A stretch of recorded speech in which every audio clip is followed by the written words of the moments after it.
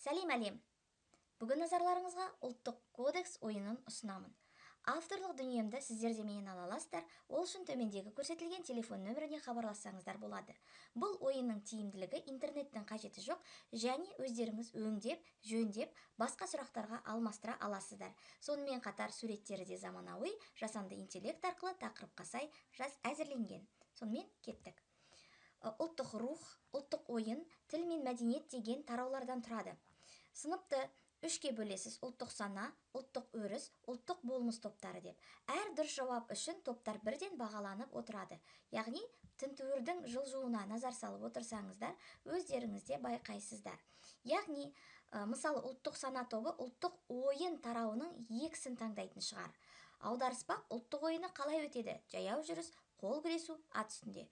Қол күрестіру арқылы болса, дұрыс жауап емес болса, сыртқа шығып кетеді.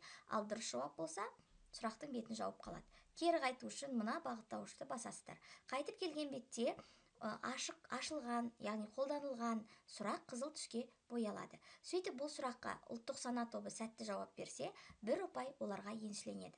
Келесі топ, ұлттық өріс тобы ұлттық ойыннан немесе ұлттық рухтан 3-ті таңдады делік. Наурызнаманың жаңа форматы бойынша 15 наурыз қандай күн? Ұлттық спорт күні. Дұрыс емес. Қайырымдылық күні. Әрине дұрыс.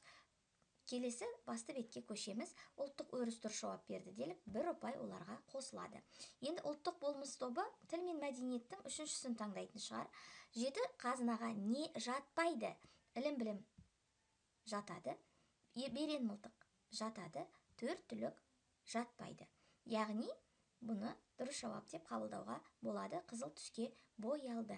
Яғни, сіздер осылай топтарды жарыстыра аласыздар. Тағы да бір көрейік. Мысалы, бір топ 1 ұпай қосылды. Ұлттық рухтың тағы бір сұрағын көрейік. Әз Тәуке ханның ел басқарудағы еңбегін ата. Қасқа жол, ескі жол, жеті жарғы. Әр қарай ұлттық ойын 5-ті таңдайық. Ұлттық ойын 5-те жасырынған сұрақ. Мен алдармын, сақалыңды. Видео сұрақ. Мынадар дұрыс жауабы 40-қа шалу, ұлттық ойынға қатысты айтылып тұр сұрақ. Сіздерге естілді ме, естілмеді ме? Тіл мен мәдениет бойынша 4-ші сұрақты таңдап көрейік. Абай жолының авторы әрине кім? Мұхтар Әуезов деген сияқты. Егер де сіздерге шаблон қажет болып жатса, хабарласыңыздар. Лайк пен комментарийден де аянып қалмаңыздар. Сау болыңыздар!